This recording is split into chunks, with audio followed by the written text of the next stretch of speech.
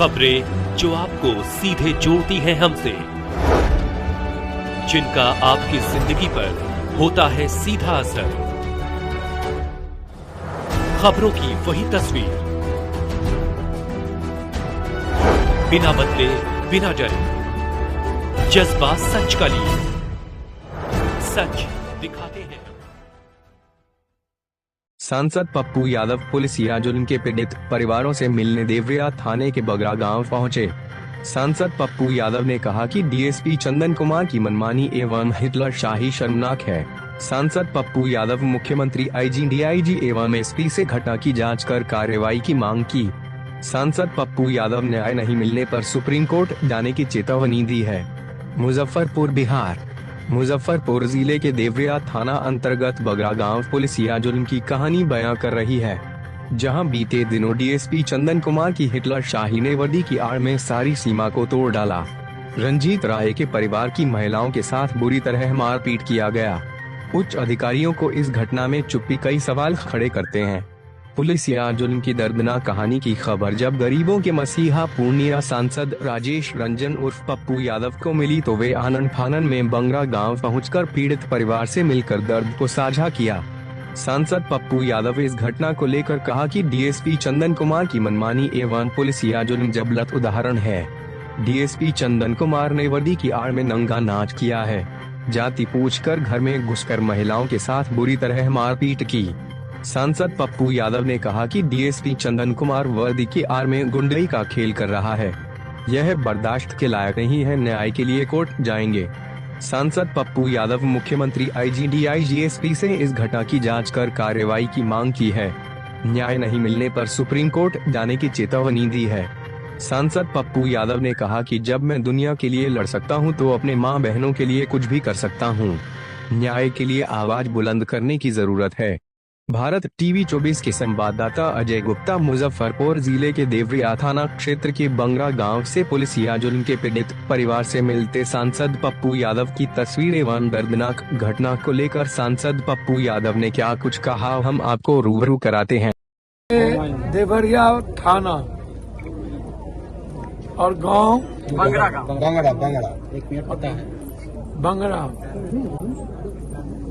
आप के सामने हमारी सैकड़ों माँ, सैकड़ों हमारे बुजुर्ग और हजारों मेरे भाई आपको खड़े नजर आ रहे हैं। मैं पहले आपको जालियांवाला बाग से बड़ी घटना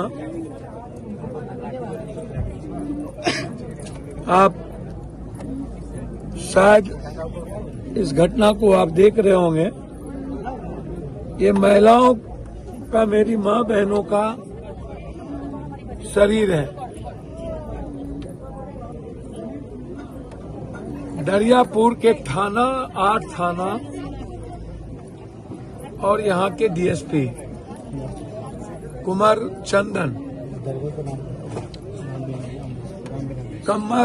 चंदन पहले भी ये कई जुल्म कर चुके हैं, कई घटना इनके द्वारा हो चुका है, कभी पासवान परिवार पर, कभी मुस्लिम परिवार पर, और अब जाति पूछ के जादवों के गांव में। सिर्फ इस गांव का दोष यही था, हमारे समाज के लोगों ने एक बच्ची को आत्मसम्मान और स्वाभिमान के साथ, जो हम सबका संस्कार है, उसे जीने के लिए मजबूर किया। वो नाचने गई थी, जो मेरे समाज के किसी भी व्यक्ति को अच्छा नहीं लगा।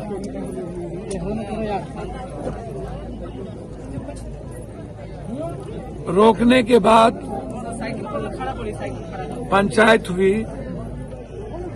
पंचायत में उनके परिवार के लोगों ने तय किया कि हम बाहर नहीं जाएंगे। ये अलग बात है कि समाज को रोकना चाहिए या नहीं रोकना चाहिए।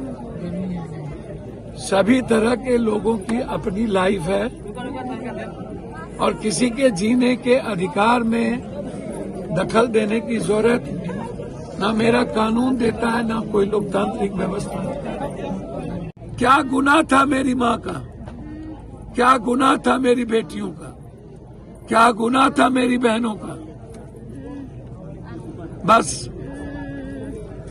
इतना ही गुनाह था कि वो जाधव थे। उनके बुजुर्गों ने सिर्फ एक सामाजिक सरोकार करके समाज के सम्मान का ख्याल रखा। उसका खामियाजा मेरी माँ बहनों को भुगतना पड़ा। आखिर क्यों? हमारी माँ बहनों ने क्या की थी? वो कौन सा इतना बड़ा जुल्म कर दिया था कि उसकी सजा आतंकवादियों से भी ज्यादा, उसकी सजा इतनी बड़ी मिली। मुख्यमंत्री जी और इस देश के पीएम बेटी पढ़ाओ बेटी बचाओ, क्या बेटी की भी जात होगी? क्या महिलाओं की भी जात होगी? क्या महिलाओं का भी कोई वर्ग होगा? या वो माँ होगी, या वो मेरी तहजीब होगी, संस्कृति होगी जीने की? फिर मेरे बहनों पर जुल्म क्यों? बिना पुलिस महिला के मेरे घर में किसके इजाजत पर रुके? लगभग 5 दिन से ऊपर होने चला इस घटना को। 15 दिन हो गया सर, 15 दिन हो गया। 15 दिन, लेकिन अभी तक कोई एक्शन। आश्चर्य है। और 15 दिनों के बाद भी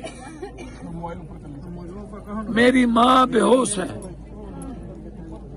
मेरी माँ बेहोश है। उसके दाग अभी भी आपके सामने, उसकी स्थिति अभी भी बुरी है। आप अंदाजा कीजिए उस रात का दृश्य क्या बीता होगा मेरी माँ बहनों पर, क्या हुआ होगा उस घर में जहाँ कोई मेरा भाई नहीं था, उसका बेटा नहीं था, उसके पति नहीं थे, उसके पिता नहीं थे। क्या हुआ होगा? क्या कभी आप अंदाजा कर सकते हैं? क्या आपकी बहन घर में नहीं है? क्या आपके घर में माँ नहीं है? क्या आपके घर में बेटियां नहीं है? क्या कोई इतना बड़ा दहशत, आतंकवादियों से ज्यादा खतरनाक खेल, यही इस देश का संविधान है, यही इस देश का कानून है, यही इस देश का क्या इतिहास रहा है? ऐसी इतिहास तो अंग्रेजों के साथ भी नहीं है। बहस के बाद राम विनय थाना प्रभारी और अमरेश एसआई गलत संदेश देकर, क्योंकि उनकी प्रवृत्ति कभी सही नहीं है। जैसे कुंवर चंदन जी कभी भी समाज के गरीबों के प्रति उनकी निष्ठा या उनकी सोच या उनका चिंतन या उनका वे, ये कभी भी सही नहीं रहा। वो नफरत करते हैं समाज के गरीबों से, कमजोरों से, वंचितों से और उस वर्ग से जो अभिजात है, जिन्हें अभिजात कहा गया।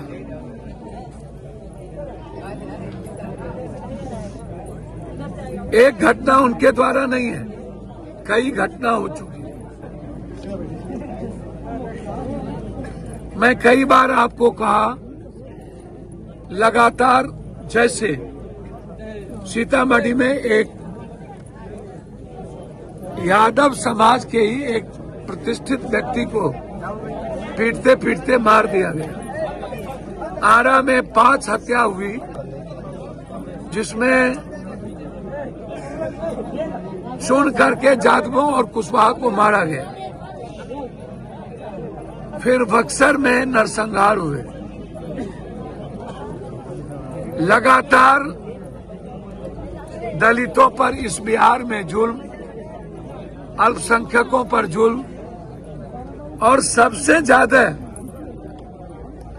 यादवों के आर्थिक व्यवस्था पर, उसकी शैक्षणिक ताकत पे, उसके साथ न्याय करने पे और उसके अधिकार पर हमला।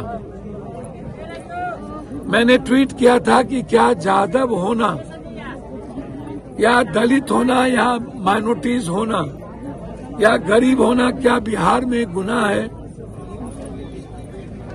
मैं बिहार सरकार के मुखिया से यहाँ के दृश्य को बताना चाहूंगा। 1 बजे रात में कौन सा कानून ये इजाजत देता है कि किसी के छत पे, किसी के आंगन में, किसी के घर में, किसी के दरवाजे पर बिना किसी महिला पुलिस के 9 थाना की पुलिस आती है, कुमार चंदन थाना पर बैठा होता है और जालियांवाला बाग से भी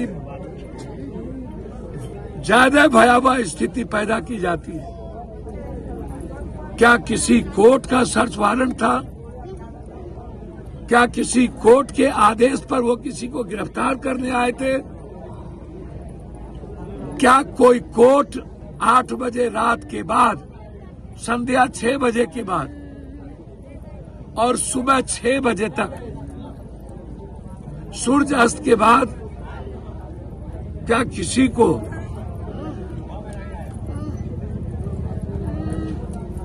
इतने बड़े जुल्म करने का अधिकार देता है?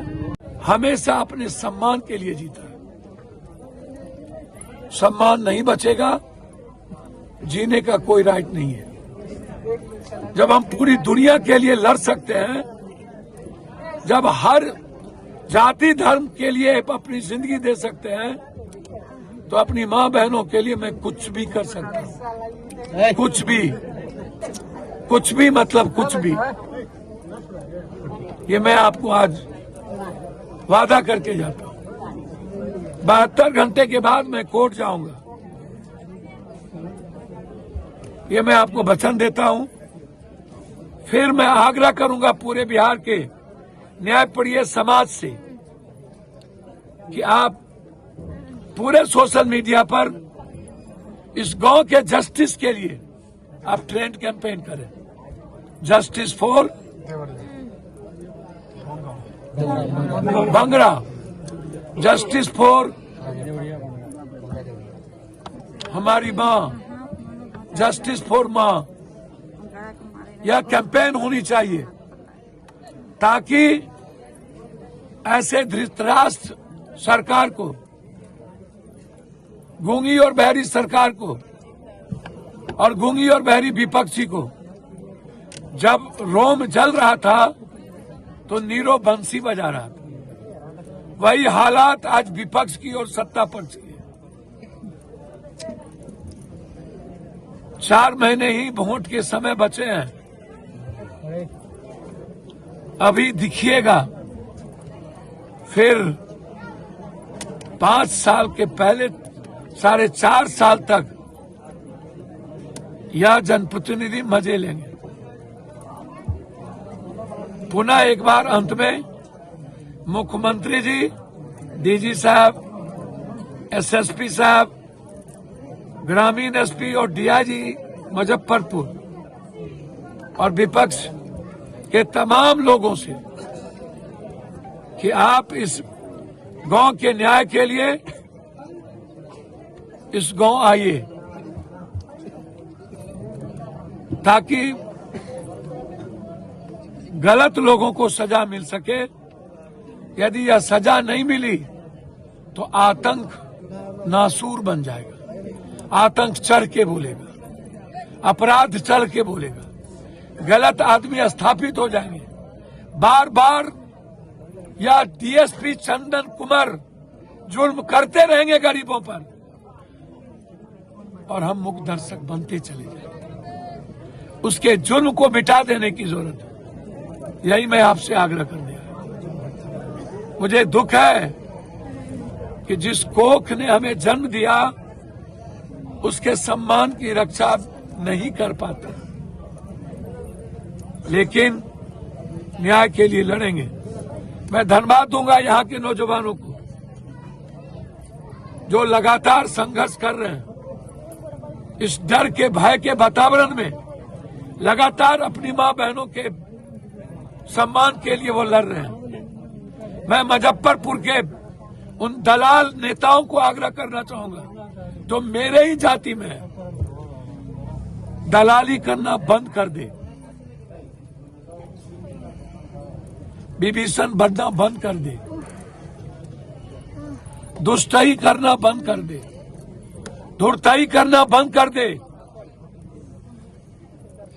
नौकरशाह की चमचगड़ी करना बंद कर दे। ऐसे दलाल को समाज में जगह नहीं मिले और ऐसा दलाल को समाज में जीने का राइट भी ना मिले। चंदन से ज्यादा बड़ा सांप वो दलाल है जो पीठ में खंजर भोगता है। चंदन दिखता तो है, वो मेरा विरोधी है आप, लेकिन कम से कम इस नामर्द पुलिस ने जो बर्दानगी दिखाई है अपनी बेटियों पर, क्या जब आपकी मां पर यह जुल्म होगा क्या बीतेगा? आपकी बेटी पर जब ये जुल्म होगा, आपकी बहन जब घर में बंद रहेगी और कोई दूसरा मर्द आपके घर के भीतर डूब जाए, तब आप पर क्या बीतेगा? मैं हर मां को अपना मां मानता हूं। भगवान न करे यह घटना किसी भी मां के साथ, किसी भी बहनों के साथ, किसी भी बेटियों के साथ, किसी भी जाति के साथ, किसी भी अमीर और गरीब के साथ। मां तो मां होती है और यही मेरा संस्कार है। मैं क्षमा मांगता हूं। लगातार इतनी बड़ी बड़ी घटना, लगातार शहीद होना। कल भी एक शहीद की यहाँ रात में थे, कभी नौगछिया, कभी गुछारी, कभी छपरा, कभी सिवान, और इस बीच में कई घटनाओं के कारण हम अपने गांव नहीं पहुंच पाए। ये मैं क्षमा मांगता हूं। इससे बड़ा जुर्म नहीं हो सकता। मैं सरकार से मांग करता हूं, विपक्ष से मुझे कोई उम्मीद नहीं है। 100 एमएलए हैं आपके पास तेजस्वी यादव, और वो 100 एमएलए जादवों की बदौलत है, गरीबों की बदौलत है, माइनॉरिटीज की बदौलत है। ये जादव नहीं होना, आपके डेयरी पर कुत्ता नहीं भूखेगा।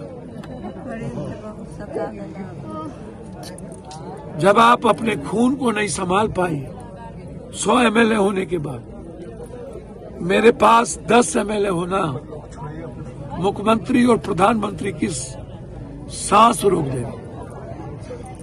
इस धरती पर यह औकात ना पीएम को है ना सीएम को है। जस्टिस करने की हैसियत और अन्याय को मिटाने की ताकत हमारे ही बाप दादे और समाज के संस्कार ने हमें दिया। आप जैसे लोगों के कुत्ते के रोटी पर हम नहीं चलते हैं। जितना आप लोग लूटते हैं उतना हम डेली बांटते हैं। आपसे मैं आग्रह करूंगा, यदि ये न्याय नहीं हो पाएगा तो मैं इसी सप्ताह हाईकोर्ट में पीआईएल फाइल करूंगा। चंदन कुमार को जब तक जब तक और जो थाना यहां थे, जब तक इस मां को न्याय नहीं मिलेगा और दोषी को सजा नहीं मिलेगी, तब तक हम सुप्रीम कोर्ट तक जाएंगे। छपरा में भी आप लोगों ने यही जुल्म किया था, याद है आपको? हम गए थे वहां, और वो भी जादव का ही गांव था, और वहां भी डीएसपी साहब पूछ पूछ के मारे थे। मारे ही नहीं थे, मेरे 32 मां बेटियों को जेल भेज दिया गया। मां बेटी को नहीं, 3 महीने जिसके प्रेगनेंसी थी उसको जेल भेजा गया। कुमारी लड़की को जेल भेजा गया था। 14 दिन पहले जिसकी शादी हुई थी उसको जेल भेजा गया था। और हम लड़े थे आपसे, और हमने कहा था जब तक कार्रवाई नहीं होगी तब तक नहीं जाएंगे, और कोर्ट से हमने बदला लिया।